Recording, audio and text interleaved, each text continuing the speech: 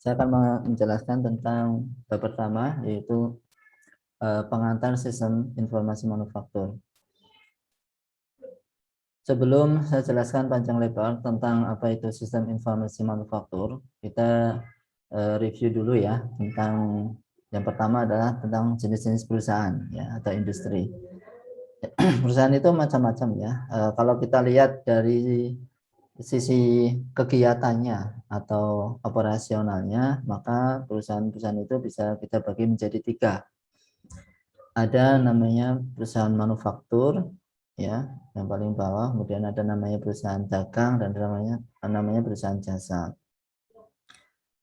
Kita awali dari perusahaan manufaktur. Perusahaan manufaktur ini adalah perusahaan yang dia memproduksi atau mengeluarkan satu produk fisik ya, produk fisiknya. Yang nggak cuma satu ya, banyak lah ya. Jadi perusahaan itu kita lihat dia keluarin barang. Nah, berarti dia adalah perusahaan manufaktur. Outputnya adalah barang, inputnya material yang lain. Baik itu tingkatannya adalah industri besar, ya, kemudian ada industri menengah maupun industri kecil atau industri rumah tangga. Di sekitar kita barangkali ada satu keluarga ataupun ada rumah yang dia memproduksi kerupuk ya, misalnya memproduksi tahu atau apa gitu ya. Itu pasti di situ ada material yang masuk, kemudian ada proses produksi, ada kemudian finishing dan ada produk ya, produk. Nah, itu berarti dia adalah industri manufaktur walaupun industri kecil ya. Nah, kemudian ada perusahaan dagang. Perusahaan dagang ini dia nggak produksi ya, jadi dia beli lalu dijual ya, kayak apa namanya Shopee, apa marketplace lah, ada Shopee, Tokopedia dan sebagainya, atau ada minimarket, Alfamart, Indomart. Mereka nggak produksi ya, walaupun mereka kadang mengasih label satu produk itu dari apa berlabel namanya gitu, tetapi mereka sebenarnya nggak produksi. Nah, itu adalah perusahaan dagang. Jadi ngambil barang jadi atau setengah jadi lalu dijual lagi. Nah, selisih harganya itu yang dimana dia jadi keuntungannya. Kalau di manufaktur, keuntungannya dari mana? Ya, added value. Ya. Added value itu seperti saya tadi sampaikan, ada kita menerapkan satu proses produksi tertentu pada material awal, kemudian menjadilah barang setengah jadi atau barang jadi, sehingga kita bisa hitung harga pokok produksinya, beli materialnya berapa, kemudian untuk tenaga kerja berapa, untuk mesinnya, bayar listrik dan seterusnya itu berapa, ketemulah harga pokok produksi, kemudian kita jual berapa. Nah, selisihnya itulah menjadi keuntungan bersama manufaktur. Kemudian yang ketiga ada perusahaan jasa. Jasa ini dia nggak ngeluarin produk ya, tapi dia melayani ya, layanan. Contohnya adalah rumah sakit misalnya, pelayanan kesehatan. Yang nggak ada yang dikeluarin produknya. Kemudian perbankan ya, lalu apa lagi ya, banyak ya perusahaan jasa konstruksi ya, misalnya bangun, itu kan dia nggak ada produk ya, tapi jasanya yang dibayar. Jadi dia kerja apa, pelayanan yang diberikan apa, kemudian dari jasa itu dia mendapatkan keuntungan. Nah, di dalam manufaktur itu yang sekarang ya, yang apa paradigma baru gitu ya. Itu tidak cukup ternyata hanya memproduksi saja gitu. Jadi memproduksi saja, begitu kita jadi barangnya yang kita produksi kemudian kita jual, selesai gitu. Ternyata tidak sampai di situ ya. Yang menjadi paradigma baru sekarang adalah perusahaan manufaktur juga memberikan layanan ya, entah itu adalah after sales service ya ataupun maintenance gitu. Jadi produk sudah kita jual ke customer ya, itu tidak kemudian lepas begitu saja gitu, tetapi kita ada layanan, komplain, ada garansi gitu ya, ada perbaikan ya, maintenance, perawatan ya, kemudian ada jual balik gitu. Jadi kalau misalnya apa namanya, kita ada handphone ya, misalnya produksi handphone gitu, kemudian kita ngeluarin handphone baru.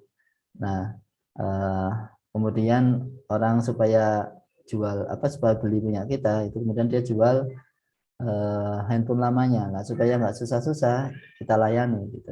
Jadi ada agennya tersendiri gitu.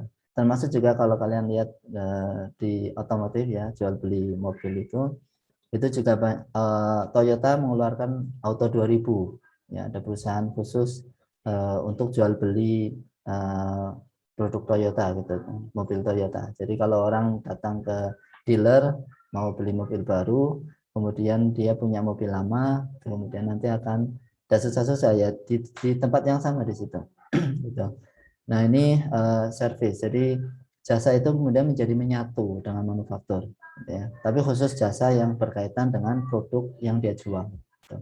Sehingga menjadi perhatian tersendiri ya di perusahaan manufaktur itu ada namanya service atau layanan gitu. Ya, itu trennya sekarang gitu ya.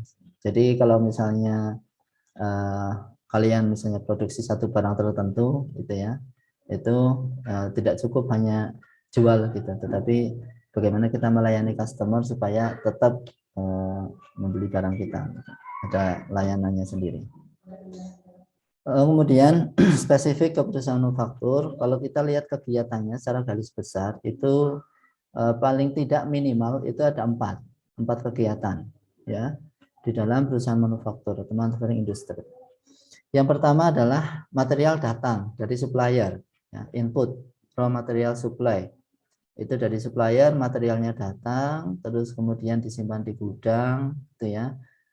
Kemudian setelah itu berdasarkan pada order dari customer, produknya yang dipilih jenis apa dan seterusnya. Kemudian material ini akan diproses ya di manufaktur di permesinan ya sesuai dengan spesifikasinya atau produk data ya yang diminta. Terus kemudian setelah itu masuk ke quality control. Jadi kalau barangnya sudah jadi, entah itu satu mesin ataupun banyak mesin, satu proses ataupun banyak proses, itu kemudian sebelum dikirim ke customer itu ada quality control. Nah, walaupun sebenarnya quality control itu sudah mulai dari awal, ya. Begitu barang datang itu dicek kualitasnya dari supplier, ya. Kualitas materialnya itu dicek juga sebenarnya, ada inspeksi di situ. Nah, tapi secara garis besar ada quality control di sini ya. Nah, jadi ada production, kemudian ada quality control, terus baru kemudian dikirim ke customer, nah, didistribusikan ke customer. Nah, ini kegiatan produksi ya, kemudian ini kegiatan quality, pengendalian kualitas, ya, kemudian ini kegiatan yang sifatnya adalah tidak secara langsung menambah nilai daripada material tadi. Kalau kita bicara manufacturing proses, itu ada penambahan nilai. Itu tidak secara langsung, ini yang masuk ke dalam level manajemen. Jadi manajemen persediaan di gudang, ya, kemudian manajemen distribusi gitu misalnya. Seperti itu. Ini paling tidak di perusahaan manufaktur ada empat kegiatan ini. Nah, kita mulai dari yang paling dasar ya, dari proses manufaktur yang sudah kalian pelajari. Proses manufaktur ini adalah proses adding value, penambahan nilai ya, dari material awal, starting material. Ya, jadi bahan baku kemudian diproses supaya untuk menambah nilai sehingga harga material tadi menjadi meningkat. Nah, menjadi produk tertentu yang nilainya jauh lebih tinggi ya. Misalnya ada kalau bahan bakunya di pertambangan misalnya ada aluminium ya, terus kemudian diproses di satu perusahaan manufaktur aluminium misalnya, itu kemudian menjadi galvalum atau menjadi barang-barang yang berasal dari aluminium ya, lempengan-lempengan itu harganya sudah sangat jauh dibandingkan dengan serbuk aluminium ya misalnya gitu. Ini ada adding value berarti di situ. Nah, bicara masalah proses manufaktur, kalian sudah pelajari baik itu di proses manufaktur 1 maupun proses manufaktur 2. ataupun praktikum ya. Secara umum proses manufaktur itu dibagi dua, yaitu processing atau machining operation dan assembly ya. Yang processing operation atau machining ya, permesinan, ada proses shaping pembentukan ya, kemudian ada property enhancing ya, peningkatan karakteristik daripada benda kerjanya ya, antara lain dengan menggunakan heat treatment ya. Kemudian surface processing. Jadi biasanya itu ada permesinan, kemudian kalau perlu ditingkatkan kekuatannya itu pakai heat treatment. Permesinan apa saja ya, mulai dari solidification misalnya pengecoran logam ya, pengecoran, terus kemudian deformation itu perubahan bentuk ya. Ya, kemudian material removal perubahan bentuk itu bisa jadi bending misalnya ya. Terus di bending ya, dibelokkan gitu. Terus kemudian dibuat lingkaran dan seterusnya. Material removal itu yang milling, turning ya. Oke. Nah, itu biasanya kekuatannya perlu dirubah atau perlu dikuatkan sehingga perlu di heat treatment ya. Jadi untuk bagian-bagian tertentu misalnya piston gitu ya, itu setelah diproses ataupun sebelum diproses ya, materialnya itu di heat treatment dulu supaya memenuhi kriteria yang disyaratkan. Kemudian finishingnya itu dengan surface processing. Jadi surface ya di permukaannya ya, cleaning, ada coating ya, jadi dilapisi, ada pelapisan-pelapisan. Lalu joining, assembly ada yang joining dengan welding ya, pengelasan, kemudian bracing, soldering, adhesive bonding. Lalu ada juga yang dengan penguatan, mechanical fastening ya, bisa menggunakan mur baut, threaded ataupun permanent fastening yang lainnya. Ini manufacturing proses ya. Jadi secara garis besar yang dimaksud dengan proses manufaktur ya permesinan ya, dan kemudian perakitan. Gitu. Nah, di atas proses manufaktur itu ada sistem manufaktur. Ya, jadi kalau proses manufaktur ya sudah itu mesin sama perakitan.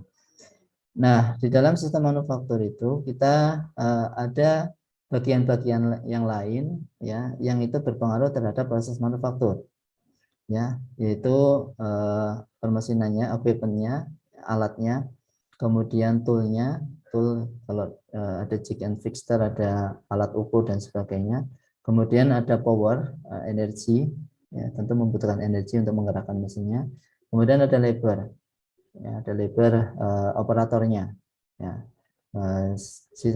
Keluarannya itu adalah ada scrap atau sampah-sampahnya. Nah, ini sistem manufaktur yang yang digambarkan oleh Gruber ya di halaman 22 ini.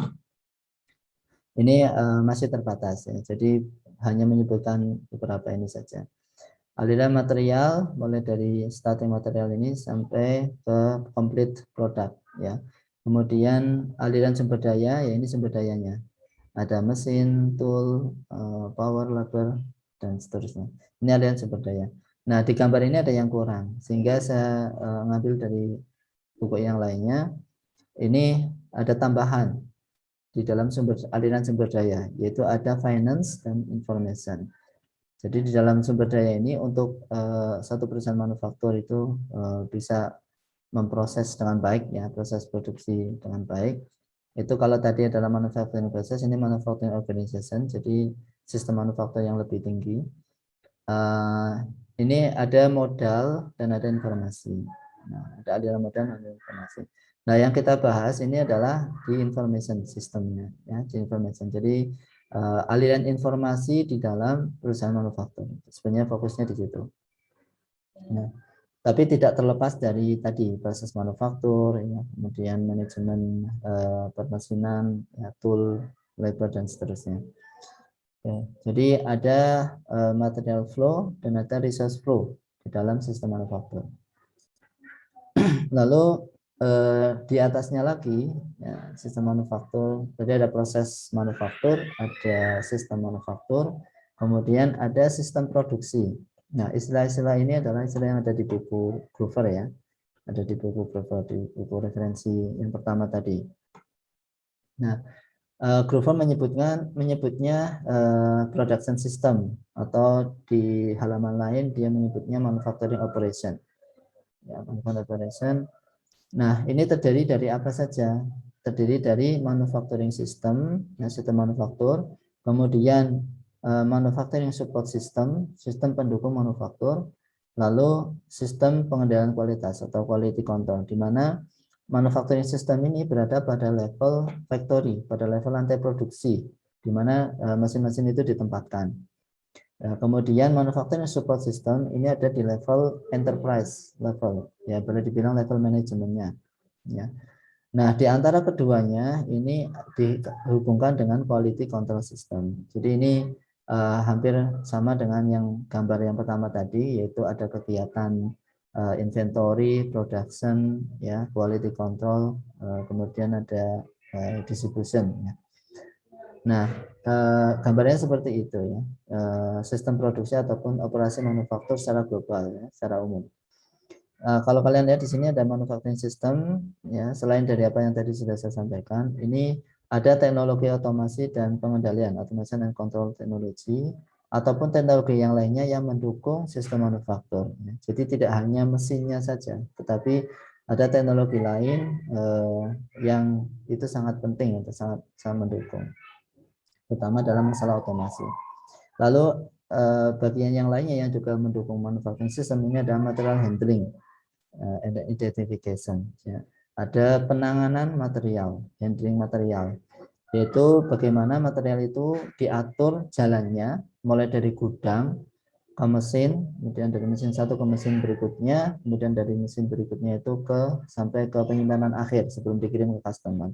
Itu perlu dihandle. Apakah itu pakai pakai belt gitu ya, misalnya rolling belt, ataukah itu pakai ada kendaraan namanya forklift ya, ataukah itu pakai palet dan sebagainya itu. Jadi ada teknologi-teknologi material handling yang memang sudah banyak diterapkan di lantai produksi ya, di mana di situ di luar daripada permesinannya. Oke.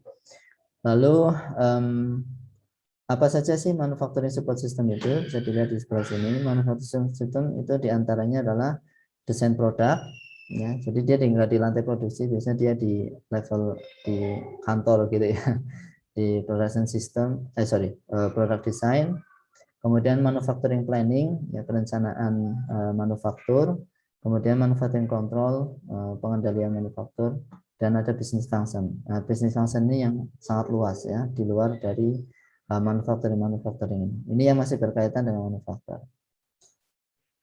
Baik, sehingga dari situ bisa kita lihat ya, ada aliran informasi mulai dari ujung kiri atau ujung awal sekali, begitu barang datang dari supplier bahan baku, sampai ke ujung kanan, di mana produk itu dikirimkan ke customer, produk ke customer. Nah, ini hanya menggambarkan yang tadinya. Jadi begitu ada order masuk ya dari customer, diterima oleh marketing misalnya, kemudian deal sama finance, sama keuangan, oke, sudah deal harganya, lalu masuk spesifikasinya ke product design. Pesanannya apa tadi? Itu barang apa yang diminta. Jadi product design ini sudah jadi, baru kemudian direncanakan ini nanti dikerjakan di mesin mana, kapan dikerjakan, gitu ya. Terus kemudian material yang dibutuhkan apa saja, gitu ya. Kemudian nanti untuk mesinnya bahannya apa yang dibutuhkan, terus kemudian operatornya siapa nanti, dan seterusnya. Ini manufacturing planning. Kemudian langsung ke factory operation, jadi di permesinannya, starting material ke factory operation. Nah, kemudian selain itu juga ada manufacturing control, ada pengendaliannya, ada quality lah ya, quality controlnya. Itu yang juga langsung ya berkaitan dengan factory operation. Lalu kalau sudah fix semuanya, baru barang itu dikirim ke customer. Nah, secara spesifik bisa digambarkan di bawah ini informasi-informasi yang mengalir ya dalam satu perusahaan manufaktur kita bisa awali dari sales front end. Sales front end ini adalah ya sales lah ya. Front end ini ujung depan. Jadi kalau dalam perang itu ya yang paling depan itu tamengnya gitu, front end. Ada front office, ada front apa ya. Jadi ini yang paling depan. Dia terima order masuk ke production planning and control. Jumlahnya berapa, target waktunya kapan, harus dikirim, gitu ya. Terus kemudian informasi dari sales itu juga masuk ke CAD, ya, ke desain, ya, desain specification, informasi dari produk yang dipesan oleh customer. Desain specification masuk ke CAD. Ya, kemudian dibuatlah desain. Setelah itu dari CAD ada informasi yang mengalir ke production planning and control berupa proses. Ya, jadi ini desainnya sudah jadi nih, prosesnya seperti ini. Oke, masuk ke PPC. Nah, kemudian informasi dari CAD kita kenal ada NC code, ya, numerical control code atau G code, ya. G code itu masuk ke mesinnya, ke CAM, ya, masuk ke CAM. Juga masuk ke CMM. CMM ini adalah Coordinate Measuring Machine. Ini untuk pengendalian kualitasnya. Biasanya kalau ada produk baru, itu dibuat prototipenya. Setelah jadi prototipenya, itu kemudian dimensinya diukur semua. Ada satu mesin yang untuk mengukur dimensi itu namanya CMM, Coordinate Measuring Machine. Jadi mesin yang untuk mengukur koordinat. Jadi benar-benar kalau di teknik mesin kan toleransinya luar biasa ya, 0,01 0,001 gitu. Itu sangat sangat presisi begitu ya, sangat presisi, sehingga perlu satu mesin tertentu. Diperiksalah kalau ada prototipe sudah jadi dengan menggunakan CMM. Nah, kemudian selain itu produk secara umum juga dikontrol kualitasnya. Ada CMM data masuk ke quality aided computer aided quality atau CAQ.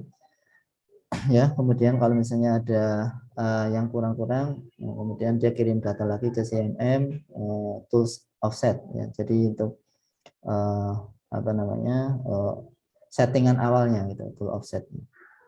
Nah, dan setelah barang itu, produk itu benar-benar diperiksa sudah kualitasnya sudah bagus, barulah dilaporkan ya baik itu ke CAD, yaitu berkaitan dengan versi produknya bahwa sudah bagus, ataukah ada yang kurang, misalnya toleransinya ada yang tidak tepat dan seterusnya, ini perlu dirubah rancangannya, ataukah dari CAM ini kemudian melaporkan ini susah diproduksi gitu. Jadi urutan apa namanya bagaimana memproduksinya di CAD itu ada satu desain misalnya yang tadinya masang baut murnya itu susah gitu ya, kemudian desainnya dirubah sehingga masang assembly-nya itu menjadi mudah.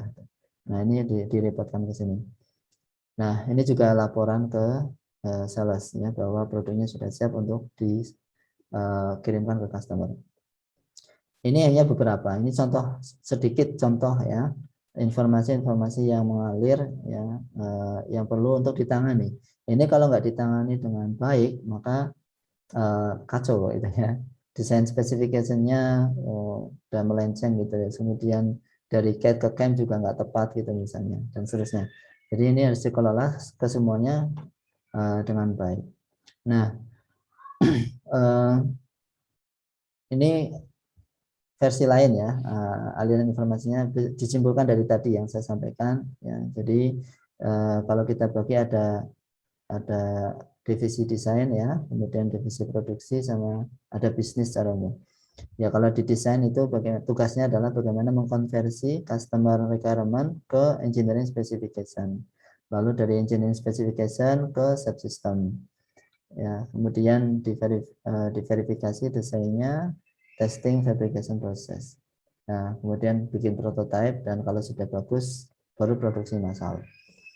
Di produksi terima work order ya, kemudian ada penjadwalan produksi untuk setiap mesin, kemudian pergerakan materialnya itu bagaimana, moving materialnya, lalu produk data, mendapatkan data dari produk ya, posisinya sekarang ada di mana gitu ya, terus berapa yang masuk bagus ya, kualifikasi bagus, berapa yang reject gitu ya, terus kemudian penanganan waste-nya bagaimana atau gramnya bagaimana gitu ya. assembly dan seterusnya. Nah, kemudian divisi yang lainnya bisnis itu ada marketing, ada accounting, keuangan, ada bagian sales juga, taking order, pendokumentasian, ISO biasanya ya, karena di dalam perusahaan yang manufaktur yang besar itu harus pakai ISO, baik itu dari prosesnya maupun lingkungan, ya dari semuanya. Kemudian distribution. Nah, ini beberapa contoh aktivitas bisnisnya. Nah, semua itu perlu diintegrasi ke dalam satu sistem informasi, yaitu dengan menggunakan teknologi informasi. Sehingga kemudian didapatkan produk yang benar-benar berkualitas, yang siap untuk dikirimkan ke customer. Ini beberapa informasinya yang sama dengan tadi lah. Gitu. Oke, agar informasi dapat dikelola dengan baik, maka dibutuhkan satu sistem informasi. Nah, bagaimana gambarannya sistem informasi manufaktur itu? Ya, dengan melihat tadi ada bagian desain, ada bagian produksi, ya, kemudian ada bagian bisnis. Itu kita bisa bagi tiga itu, ya. Manufacturing Information System yang kita bagi tiga, di mana semuanya diintegrasikan dalam satu sistem komputer, ya, komputer integrated manufacturing. Ya, jadi ini terintegrasi semua, namanya komputer integrated manufacturing, yaitu penggunaan komputer yang terintegrasi untuk mendukung proses manufaktur. Nah, mulai dari desain itu ada digunakan CAD, ya, yaitu AutoCAD, SolidWorks dan sebagainya. Kemudian CAE untuk analisis, ya, analisis tegangan, analisis temperatur dan seterusnya. Kemudian computer aided process planning, ini untuk perencanaan prosesnya, ini dari industri ya. Kemudian product simulation dan prototyping, ini berkaitan dengan desain, engineering system. Yang nggak cuma desain sih, karena sampai ke sebelum masuk ke produksi ya. Jadi ini perencanaan awalnya ya. Kan sebelum masuk sudah direncanakan dulu nih prosesnya, menggunakan mesin mana, urutan prosesnya seperti apa gitu ya, materialnya yang dibutuhkan apa, toolnya apa, jig systemnya apa gitu. Itu informasi sudah lengkap, sampai operatornya siapa, lalu eksekusi di shop floor atau di lantai produksi, yaitu mulai dari penjadwalan produksi. Ya, di satu mesin, setiap mesin itu punya jadwal sendiri ya. Jadi setelah selesai proses ini maka akan proses untuk produk atau part yang lainnya. Kemudian shop floor control, mesin kontrol, robot kontrol, proses kontrol, ini diantaranya ya. Jadi manufacturing execution system. Jadi pengendalian proses ya, kalau di situ ada robot ya, pengendalian robot, ada biasanya dipakai untuk handling ya, robot itu menempatkan bendanya di mesinnya ataupun untuk transportasi ya antar mesin. Kemudian mesin kontrol, pengendalian mesinnya. Lalu di atasnya itu ada manufacturing resource planning system. Ini yang tadi bisnis tadi ya. Mulai dari forecasting, peramalan produksi. Jadi ini bukan pekerjaannya teknik mesin. Ini untuk meramalkan kalau bulan ini produksi 1000, bulan depan berapa, dengan melihat data tahun lalu. Tahun lalu itu di bulan September kita produksi 1000 gitu. Itu masa pandemi misalnya gitu. Kemudian September tahun ini mau produksi berapa gitu. Nah, itu ada forecasting, peramalan menggunakan data-data masa lalu atau prediksi ya. Kemudian penjadwalan, production scheduling ya. Ini production scheduling, penjadwalan secara umum ke semuanya, baik itu penjadwalan kedatangan material ya yang dipesan ke supplier ataupun penjadwalan pengiriman gitu. Kalau di sini kan shop floor scheduling, ini penjadwalan khusus lantai produksi, penjadwalan mesinnya. Lalu kemudian material requirement planning (MRP), perencanaan kebutuhan material. Kemudian capacity planning, perencanaan kapasitas, ya kapasitas produksi. Kalau misalnya mesin-mesin yang kita pakai, yang kita miliki itu mampu memproduksi 500 item per bulan misalnya atau per hari ya, per hari 500 item. Kemudian ada customer yang pesan sampai 1000 item, minta 1000 item per hari misalnya gitu. Nah, ini kan perlu kita ngitung lagi nih kapasitas mesin kita. Apakah masih mampu atau enggak gitu. Kalau enggak mampu terus mau bagaimana gitu. Apakah Apakah kita tolak? Ya nggak mungkin ya, rugi ya. Jadi apakah kita perlu beli mesin yang baru? Apakah kita perlu menambah shift yang tadinya 2 shift menjadi 3 shift misalnya? Ada shift malam. Nah, kalau mesin kan bisa dipakai 24 jam ya, nggak kayak manusia. Kalau manusia itu 8 jam itu sudah capek gitu. Sudah capek, sudah nggak bisa mikir itu 8 jam. Jadi kalau sudah kerja 8 jam udah waktunya istirahat.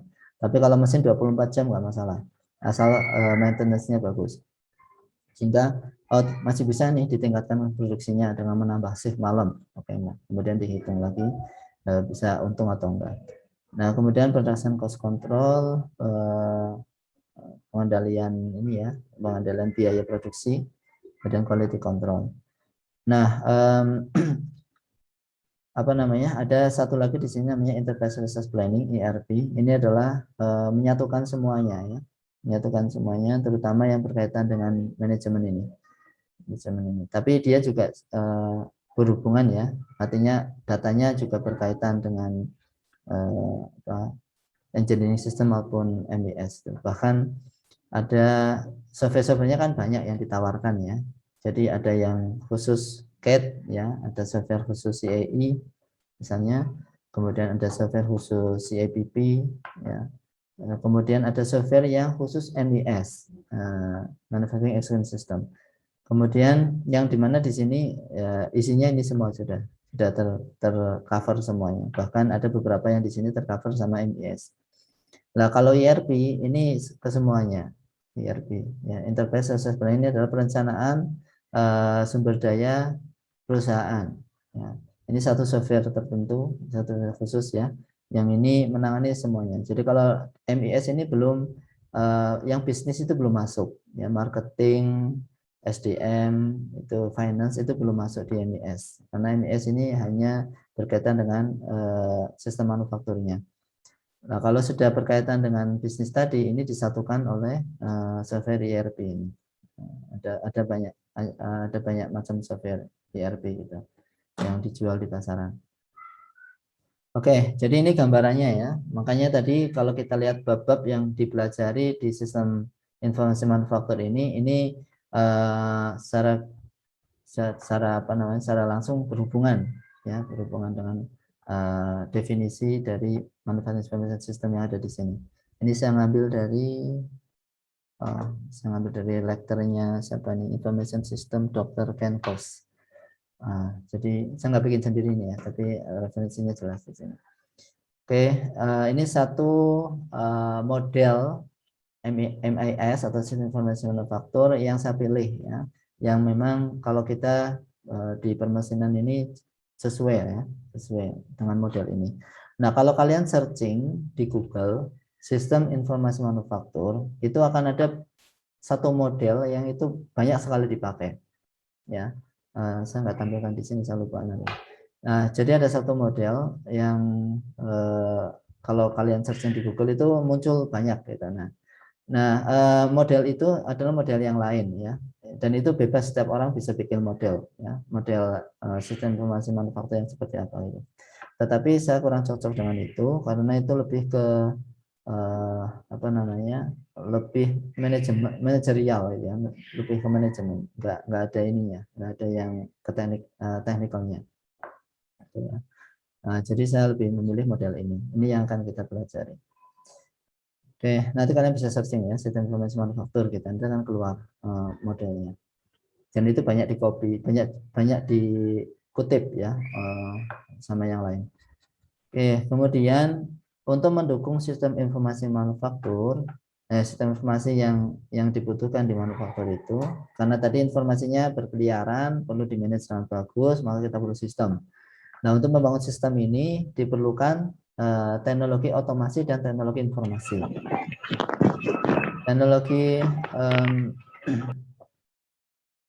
Teknologi otomasi yang dibutuhkan itu kalau disimpulkan itu ada pada piramida otomasi. Ya, piramida otomasi itu mulai dari level yang paling bawah. Ini adalah yang berkaitan langsung dengan physical production process, dengan mesin-mesinnya. Ya, di level 0, level paling bawah ini adalah mesinnya, di mana di mesin-mesin itu ada sensor-sensor yang dipasang, di mana sensor itu nanti akan mengirimkan data, data itu diolah ya, lalu untuk bagaimana mengoptimalkan mesin tersebut ya, sehingga bisa berjalan dengan optimal mesinnya. Kemudian di atasnya mesin itu ada sistem kontrol, ya, ada control level ya, tingkatan kontrol, sensing and manipulating the production process. Gitu.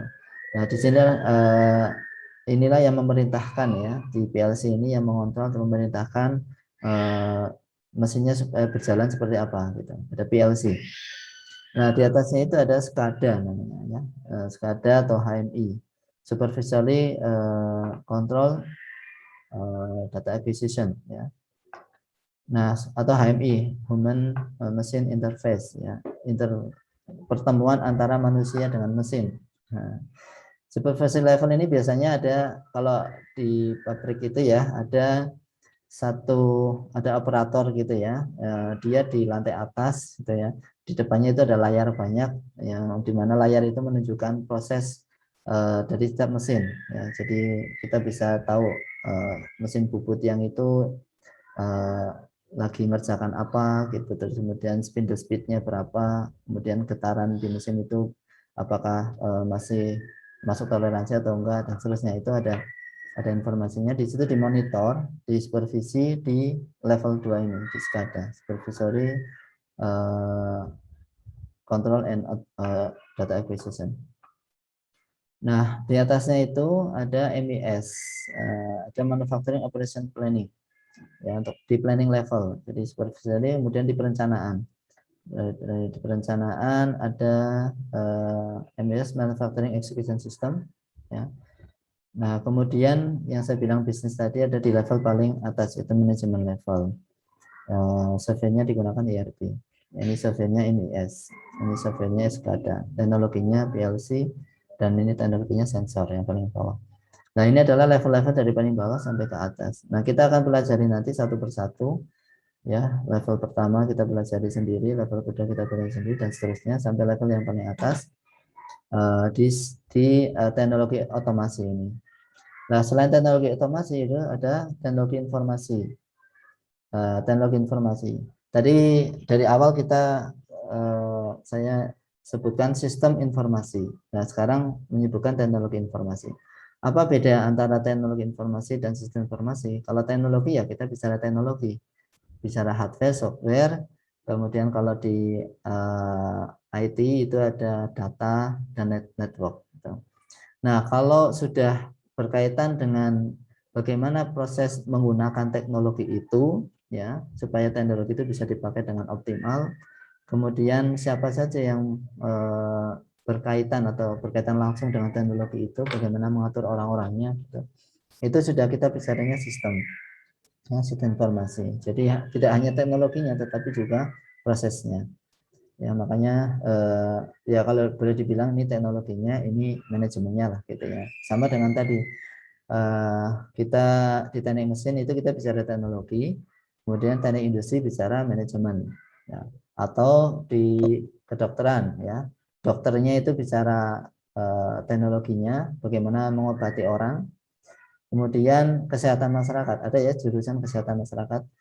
Kesehatan masyarakat itu bicara manajemen rumah sakit, gitu. Bagaimana mengelola rumah sakit. Dokter suruh mengelola rumah sakit, ya ada yang bisa, ada yang enggak, gitu. Tapi enggak tepat. Pengelola rumah sakit, ya dari kesehatan masyarakat, gitu. Lulusan kesehatan masyarakat. Tapi kalau urusan mengobati orang, pasien, ya harus dari dokter, gitu ya. Jadi seperti itu. Ini bedanya. Di kita itu ada teknik informatika, ada prodi sistem informasi. Nah, bedanya itu. Kalau teknik informatika itu lulusannya Eskom, sarjana komputer. Kalau sistem informasi ST ya, sistem SCS atau apa ya namanya tuh, lupa saya. Beda pokoknya ya, antara teknologi informasi dan sistem informasi. Ini dua jurusan yang favorit sekarang ya.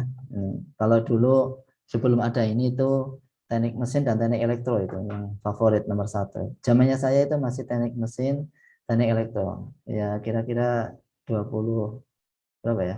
2000 dan tahun 2000 ya, 2020 tahun yang lalu lah, kalian belum lahir. Itu yang favorit ya teknik mesin, teknik elektro. Ya, begitu muncul teknik industri jadi favorit. Ya, jadi pilihan pertama itu mesti kalau teman-teman SMA gitu ya, anak-anak SMA itu teknik industri itu. Kalau bicaranya science ya, teknik gitu. Engineering sorry, engineering. Tapi yang sekarang ini masih ngetren. Ya beberapa tahun yang lalu ya, teknik informatika itu mesti pilihan pertama itu. Ya, jadi favorit. Yang sekarang muncul sistem informasi. Ya, jadi informasi itu juga masih ngetren lah gitu. Nah, ada yang baru, prodi baru itu namanya data science. Nah, ini yang mulai naik daun. Jadi kedepannya ini prodi data science ini akan apa namanya, ya bisa jadi favorit gitu ya buat lulusan SMA. Tetapi namanya teknik mesin, teknik elektro itu nggak ada surutnya ya, karena sangat dibutuhkan di perusahaan-perusahaan ya. Kalau teknik mesin kan masuknya macam-macam ya. Kalau yang manufaktur ya ke perusahaan manufaktur, kalau yang konversi energi masuknya biasanya ke pertambangan ya, ke pertambang. Kalau material juga ke manufaktur. Jadi itu ini gambarannya ya, kebutuhan akan teknologi otomasi dan teknologi informasi.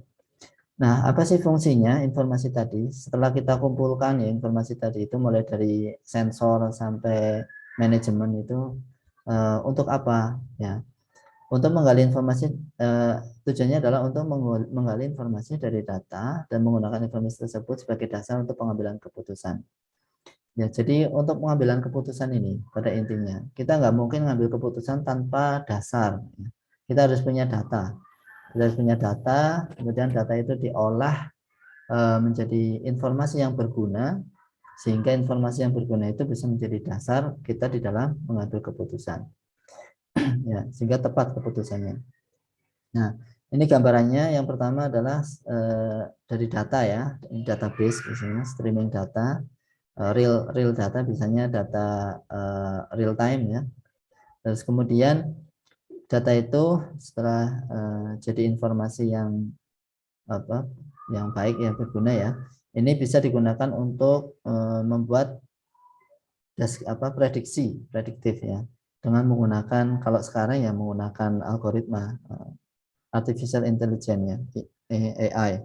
Ada, kalau sekarang teknologinya ya yang sedang ngetren itu ada machine learning ya, ada deep learning, ada AI lah. AI itu artificial intelligence ini kata umumnya ya, jadi kecerdasan buatan. Kecerdasan buatan itu kayak kita mendesain otak ya. Bagaimana cara mendesain otak pada satu mesin ya, dengan algoritma. Algoritma ini adalah langkah-langkah ya, atau urutan langkah yang harus dilakukan ya. Jadi komputer itu hanya mengikuti langkah-langkah aja yang kita bikin. Setelah mengerjakan A, mengerjakan B dan seterusnya, nanti akan ketemu. Dia akan ngitung. Cuman bedanya kalau komputer itu sudah kita program, punya database, dia punya dasar, sehingga perhitungannya lebih cepat gitu. Nah, data ini data prediksi atau data diagnosa ya, deskriptif, prediktif, diagnostik atau preskriptif analitik. Ini tentang analitika. Jadi data itu dianalisis kemudian akan menjadi actionable insight ya. Jadi sudah digambarkan dalam bentuk grafik. Ini akan yang nanti akan menjadi dasar pembuatan keputusan, actionable insight.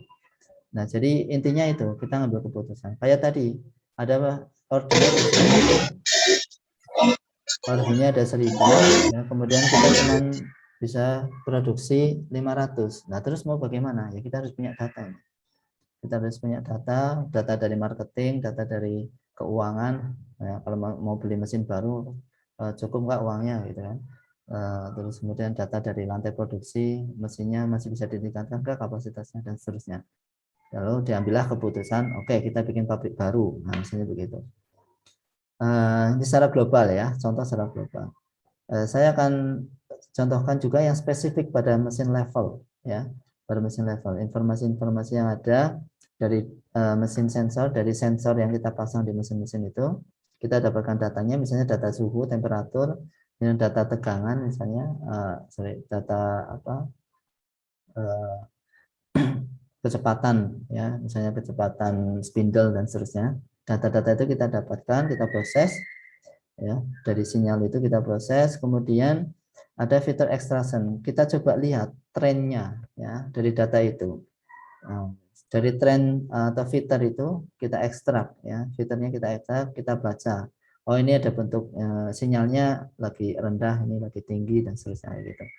Nah kemudian ada fitur identification, diidentifikasi. Ini kalau dari pengalaman ini ya, kalau misalnya sinyalnya lagi rendah ini berarti apa yang kurang, ini yang kurang. Kemudian yang kalau sinyalnya terlalu tinggi berarti ada masalah di sini. Gitu. Nah itu ada identification. Ini tentu berdasarkan pada data sebelumnya ya. Nah, kemudian dari situ kita bisa deteksi fault, kegagalannya, kegagalannya. Jadi kita bisa memprediksi kegagalan atau menganalisis kegagalannya. Failure mode analysis. Failure itu kegagalannya, fault juga sama kegagalan.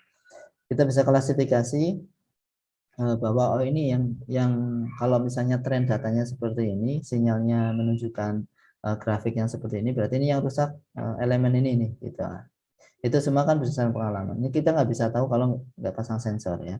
Kemudian kita nggak bisa juga tahu kalau misalnya udah pasang sensor datanya nggak dikumpulkan gitu. Nah ada fault classification, klasifikasi kegagalan, sehingga di situ ada proses diagnosa ya. Kemudian ada perhitungan. Ini di dalam permesinan ini yang lagi rame ya. Kalau di penelitian-penelitian di luar negeri ini remaining useful life prediction.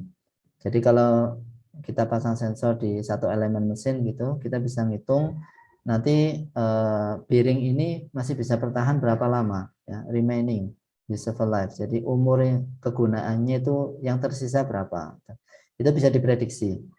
Ya, diprediksi dengan fitur extraction, dengan fitur identification. Nah, tujuannya untuk apa? Nah, kita bisa memprediksi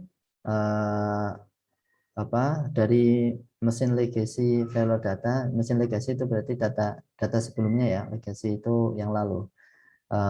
Data kegagalan yang lalu kita bisa prediksi. Nah, kemudian kita bisa menyusun jadwal perawatannya. Nah, sehingga penggantian elemen mesin itu bisa tepat ya, tidak terlalu dini karena harganya sangat mahal. Kemudian juga tidak terlambat sehingga bisa merusak komponen yang lainnya. Ya, dari situlah analisis itu kemudian kita bisa menjadwalkan perawatannya seperti apa. Schedule required maintenance, penjadwalan yang dibutuhkan. Ya. Nah, ini salah satu contoh ya. Jadi informasi di tingkat mesin ya, di tingkat mesinnya. Dari sensor itu kita bisa membuat satu jadwal perawatan pada mesin itu. Oke, jadi ini sudah saya sampaikan tadi di di kontrak kuliah. Pokok-pokok bahasan yang akan kita bahas berikutnya ya, setelah pengantar ini kita bahas SIM, kemudian bidang-bidang otomasi, kemudian ini teknikalnya, kemudian untuk manajerialnya, manajemen manufakturnya mulai dari persediaan, kemudian planning and control, ya. Kemudian scheduling, factory layout, SCM, supply chain management, lalu pengukuran kinerja. Ya, kurang lebih kita mengikuti model ini. Ya. Kemudian yang terakhir advanced manufacturing technology, kita akan lebih juga bicara selain teknologi, juga ada beberapa contoh ya untuk analisis data misalnya kita. Baik, itu untuk pengantar sistem informasi manufaktur yang bab pertama. Jadi dari kuliah pengantar ini saya berharap kalian sudah paling tidak memahami ya ruang lingkup daripada apa yang kita bahas. Ya, di dalam mata kuliah ini kita tidak membuat sistem informasi. Nah, tapi kita mempelajari sistem informasi manufaktur itu isinya apa gitu ya, apa yang dibutuhkan gitu. Karena apa? Karena kita bukan jurusan sistem informasi. Ya. Kalau kita jurusan sistem informasi ya harus bikin, tetapi kita mempelajari isinya saja, ya, secara garis besar. Karena sebagai sarjana teknik mesin tidak hanya mantengin mesinnya gitu ya, tetapi pada level tertentu pastilah kalian akan masuk ke sisi manajerial, ya, atau bahkan jadi manajer, ya. Manajer produksi atau bahkan sampai ke level manajer operasional misalnya gitu. Baik, terima kasih atas perhatiannya. Terima kasih. Saya tutup. Assalamualaikum warahmatullahi wabarakatuh.